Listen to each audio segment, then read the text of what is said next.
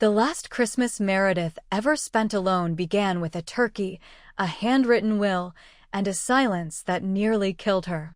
Meredith had always been the kind of woman who planned everything to perfection. Her pantry was labeled, her sweaters were color-coordinated, and her life savings, exactly $3 million accumulated through decades of quiet, calculated discipline, were divided into neat folders at the local bank. This Christmas, she decided, would be special. It would be the one where she finally revealed the inheritance to her children. Paul, the ambitious tech consultant, Lorna, the yoga studio owner with a $70,000 SUV she could barely afford, and Dennis, the youngest, whose job changed every 6 months and whose girlfriends changed even faster. She mailed the invitations by hand. Not emails. Not texts. Real envelopes, cream-colored, scented faintly with lavender, addressed in the calligraphy she'd learned as a teenager. Inside each envelope was a simple message: "This Christmas, I'd like to celebrate with you. I have an announcement to make regarding my will. Please come home. Love, Mom." Meredith baked her famous cranberry scones, stocked the fridge, and polished the old silverware. She laid 3 place settings and bought a small pine tree because the big one felt too ambitious. She wore a navy blue dress and matching heels, and waited by the window with her reading glasses on, pretending to read. Not one of them came. Paul texted, "Sorry, going to Aspen with Melissa. Can we Zoom instead?" Lorna replied, "Mom, it's not really cool to do family Christmas anymore. My friends are doing an ayahuasca retreat in Sedona. I need to heal. Love you though." Dennis didn't even bother responding. Instead, he liked her Facebook post about looking forward to Christmas with family, and that was it. At 6:45 p.m., with the roast in the oven and the wine unopened, Meredith collapsed on the kitchen floor. The pain in her chest felt like iron bands tightening. She couldn't even cry. She couldn't even scream. The next thing she saw was her neighbor Ellen's worried face and the white ceiling of an ambulance. At the hospital, the cardiologist said it was a minor heart attack. "You were lucky someone found you," he said. "Very lucky." Meredith wanted to agree, but she didn't feel lucky. She felt disposable. She was kept for 2 weeks of observation. The first few days were a blur of monitors, nurses, and guilt. None of her children visited. Paul sent a DoorDash voucher. Lorna called once and talked for 5 minutes about a juice cleanse. Dennis finally texted, "Hope you're okay. I'm slammed with work. Let me know if you need anything." But life, as Meredith would later say, has a strange way of shifting the ground just when you think you've sunk for good. Greg entered her hospital room on a Thursday morning. He was 73, wore a faded corduroy jacket, and smelled faintly of cedar. His heart monitor beeped at the same rhythm as hers. "You look like you're plotting something," he said. Meredith looked up from her Sudoku. "I was plotting my funeral. But you interrupted." He laughed, and from that moment on, he visited every morning.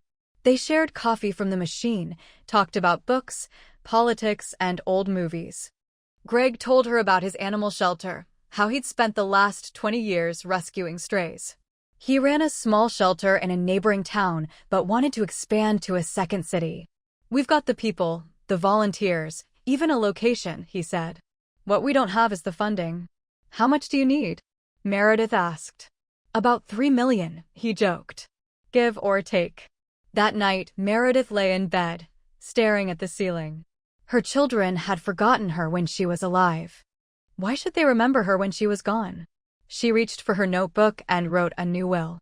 When Meredith was discharged 2 weeks later, her first stop wasn't her house, it was her law. Mr. Henley had known Meredith for 30 years. He had watched her go from a frugal young widow raising 3 children on a nurse's salary to a disciplined, quietly successful woman who turned every coupon, savings bond, and investment into. "So," he said, adjusting his glasses, "you're absolutely sure?" "I've never been more sure of anything," Meredith said, handing him a single sheet of handwritten instruction. "I want every cent of my estate, savings, property, pension to go to the shelter for the forgotten." Mr. Henley hesitated. "You understand what this means. The children will contest this." "Let them," she said. They've already contested my importance in their lives.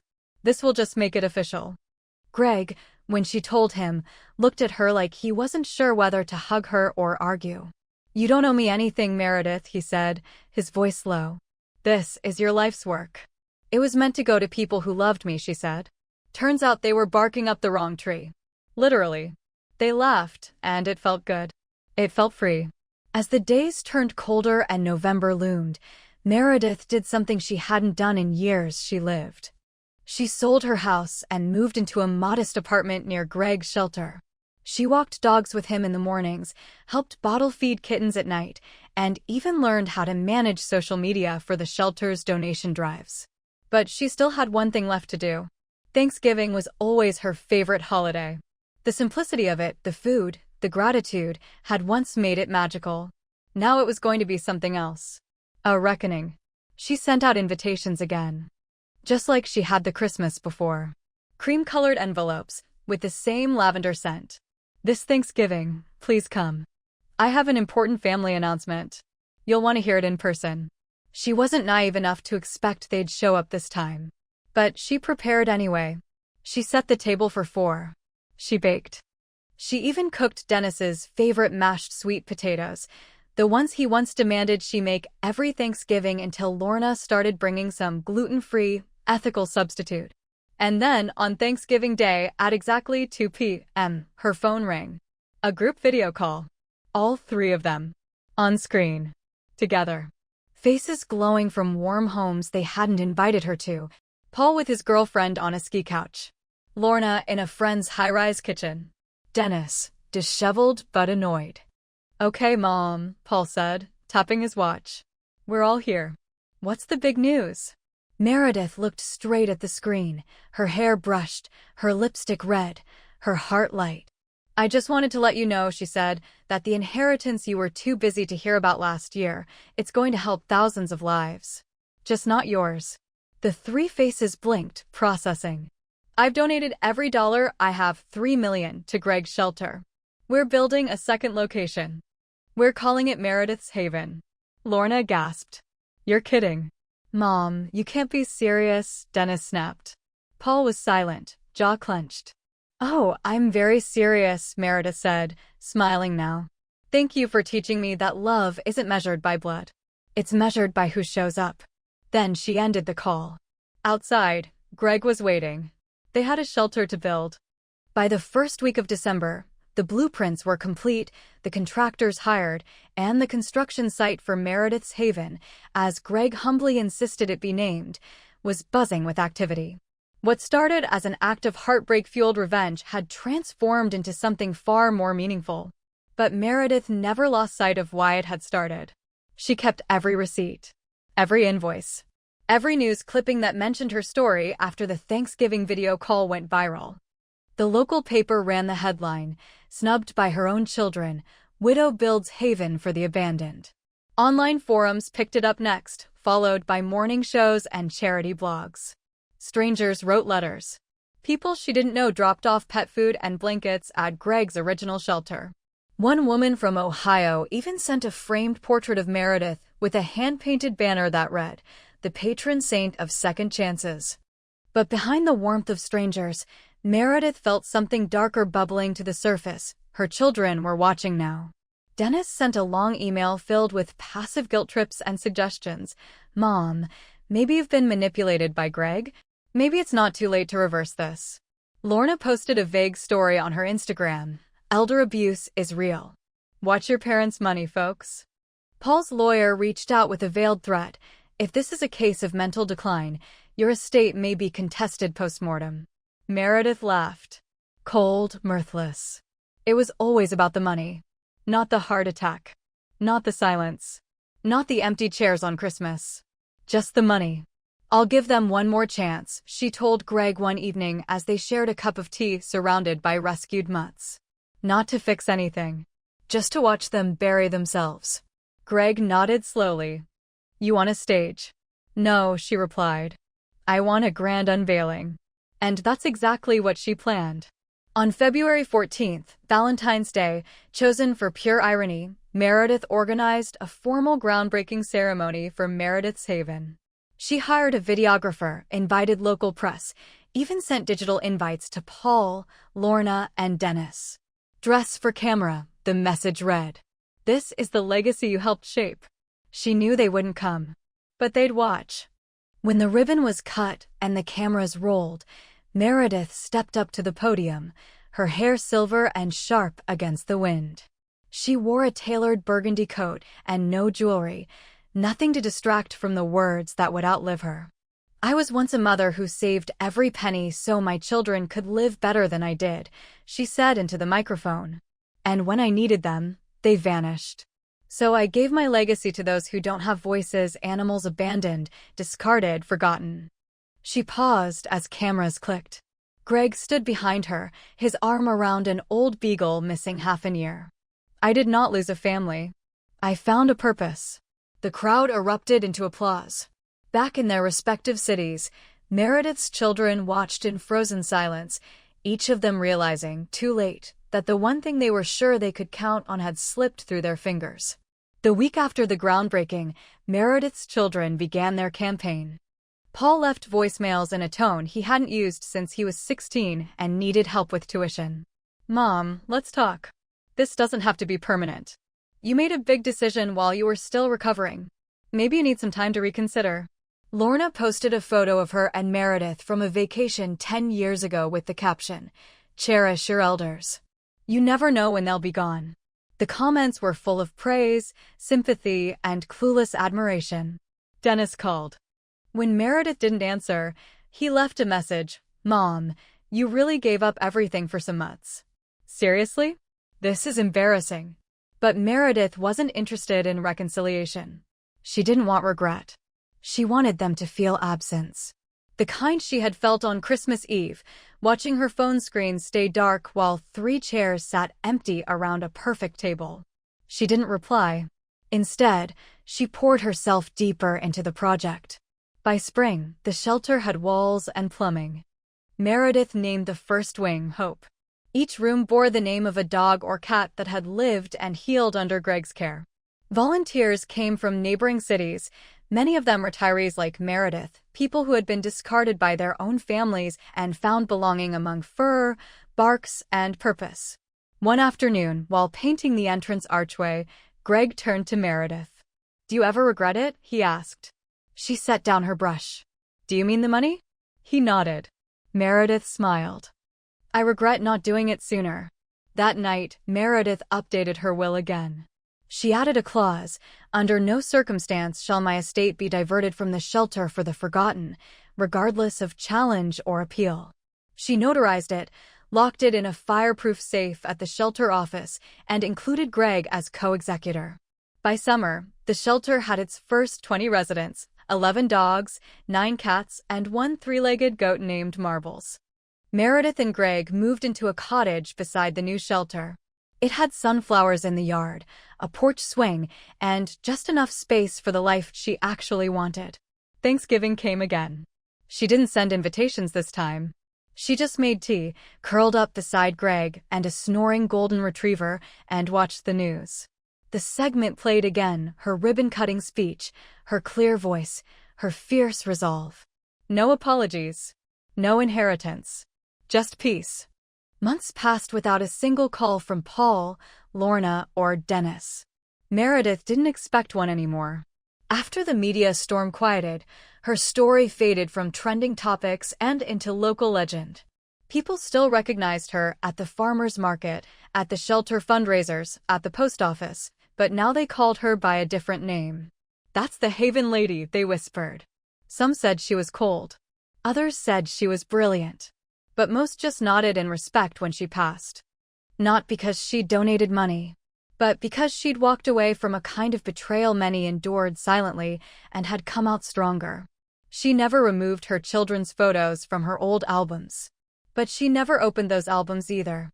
Instead, her walls held pictures of rescues who had found new homes. Each framed photo had a note scribbled by the new owners. "We named her Meredith, after the woman who saved her. This dog gave me a reason to live. Thank you for what you built." My daughter's first word was puppy. Your shelter gave her that joy. The long silence from her children no longer hurt. It was expected, natural, and strangely peaceful. One rainy evening, Meredith sat beside Greg in their small living room, sorting mail. One envelope caught her attention, her name written in a rushed scrawl she knew instantly. Lorna. Inside was a single sheet. Mom, I'm sorry. I know I was selfish. I wish I could take it back. I wish I had come last Christmas. I see what you've done. Everyone sees it. You're stronger than I ever gave you credit for. Meredith read the letter twice. Then again. Then folded it carefully and placed it in a drawer, not out of forgiveness, but acknowledgement. She never wrote back. Some bridges aren't burned. They're chosen never to be rebuilt. By the time the following Christmas came, Meredith's haven had become more than a shelter. It had become a movement. Other donors reached out. Offers came in from 3 new cities. Greg and Meredith didn't want a franchise. They wanted to protect what made the shelter real. So they chose carefully. Each expansion would be personal, small, family-like. Meredith sat down with the board she had assembled, 4 other retirees, a veterinarian, 2 former volunteers, and 1 single mom whose adopted mutt had saved her from a dark place. These weren't executives. They were survivors. Together, they created a new branch, the Haven Foundation, built to outlive all of them. At 69, Meredith refused to slow down. She led tours of the shelter for visiting donors. She gave speeches at universities about dignity, legacy, and the hidden cost of raising selfish children. She even wrote a short book, What They Left Behind, Turning Loneliness into Legacy. It sold well, not because it was dramatic, but because it was honest. Greg read it in one night and cried. You didn't just build a shelter, he told her. You built an example. In the spring of her 70th year, Meredith stood under the archway of the second shelter location, surrounded by children, not her own, but kids from a local school who'd come for a field trip. She watched as one of the boys knelt beside a blind puppy and whispered, It's okay. You're safe now. And Meredith realized something. Her children had taught her grief. But the forgotten animals, people, moments had taught her purpose. And purpose was stronger than blood. Not everything was peaceful. In Meredith's 71st year, a letter arrived. Legal stationery. Polite, distant language. It was from Paul's legal team. He was officially contesting the will. Greg found her on the porch that evening, the letter open in her lap. Want to talk about it? He asked. No, Meredith said calmly. I want to outlive it. Paul claimed mental incompetence. He cited her heart attack. Said her sudden philanthropy was suspect, and that Greg had undue influence. Lorna and Dennis added their names quietly to the filing. It didn't hurt, not in the way it once might have. It just confirmed everything. The hearing was set for late autumn. Meredith prepared everything, her original will, her updated version, a psychological assessment declaring her fully competent, and 3 years of documented shelter management. The courtroom was small. Her children sat on one side. None looked at her. When the judge asked Meredith if she had anything to say, she stood. $3 million is what they want, she said, her voice clear. But not once in the past 3 years have they asked if I needed help. Not once did they apologize. Not once did they show up. She placed a binder on the judge's bench. Inside are 114 adoption records. Everyone funded by what they want back. Children don't always deserve inheritance. Sometimes they only deserve distance. The judge ruled swiftly. The will stands. Outside the courthouse, Meredith stepped into Greg's truck, not even looking back. The fight was done. Her decision had been tested. And it held. That night, she returned home, poured herself a glass of wine, and placed the court ruling in a frame beside her photos of adopted animals. They had taken her silence as weakness. They hadn't understood. Her silence was survival. The legal battle left no cracks in Meredith's resolve, but it carved something deeper, finality. The judgment didn't just protect her will, it sealed her life's chapter with her children. She received one final letter from Dennis, scribbled on a yellow legal pad. You were always dramatic, he wrote. But I never thought you'd actually cut us off forever. She folded it once, tucked it in a folder marked closure, and never opened it again. With winter came rest. Meredith turned 72 beneath a canopy of soft snow, standing beside Greg as the third shelter location opened in a modest farming town. The mayor gave a speech. Children sang. Volunteers wept. Greg gave her a silver pendant that day, simple, understated, etched with the word chosen. "You chose us," he said. "The strays. The forgotten. Me." They married quietly 2 months later under a tree blooming with soft white blossoms. No dress.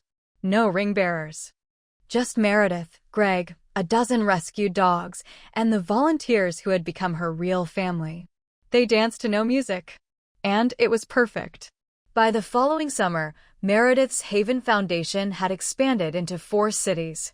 A documentary team arrived to cover the movement, filming Meredith as she walked the kennels, spoke to new volunteers, and fed the animals. In the final scene, the director asked, "Do you have any regrets?" Meredith smiled. "I regret waiting so long to let go of the wrong people." She looked into the camera. "And I don't miss them." Meredith never thought legacy would matter so much. But with each year, it grew clearer. She had rewritten what the word meant. It wasn't about bloodlines or family names. It wasn't about birthday cards or Mother's Day flowers that never came. Legacy, for Meredith, was built on concrete floors that no longer flooded, insulated walls that kept the cold out for dozens of trembling pups, and heating lamps that kept orphaned kittens alive through winter. She and Greg hired full-time staff. Volunteers became employees. The shelters offered vet care, educational programs, even therapy dog training. A local college named a scholarship after her, the Meredith Grant for Animal Welfare and Community Healing. Meanwhile, her children went quiet again. Lorna had tried once more, a message sent through an old friend asking if they could start over. Meredith declined with 2 words, "Too late." She no longer owed them anything. Not her time. Not her forgiveness. She had given them decades. They had given her neglect. And in that void, she found others who filled it tenfold. By the time Meredith turned 74, the shelters had placed over 800 animals in permanent homes. She walked slower now, but she smiled more.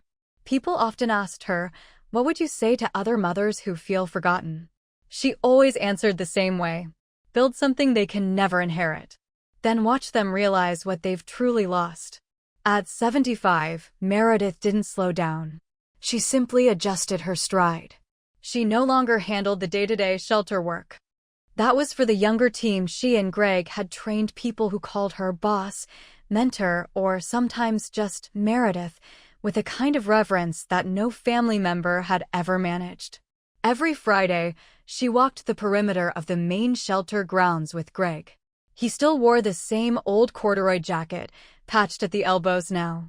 She wore a sun hat and carried treats in her pockets for the dogs who sprinted to greet her. "We could retire, you know," Greg said one afternoon, only half joking. Meredith raised an eyebrow. From what relevance? Legacy? No, thank you. She had no plans of disappearing. The foundation now ran 5 shelters across 3 states. The 6th was under construction. Meredith insisted on approving every blueprint, every staff lead, every partnership deal. She didn't just want her name on the walls, she wanted her principles in the bones of the place. By fall, Meredith launched a new initiative, the Second Chance Seniors Program, a matchmaking project for pairing older animals with older humans. It became an instant success. Newspapers, local stations, even national outlets picked it up. She turned being forgotten into a movement, one journalist wrote.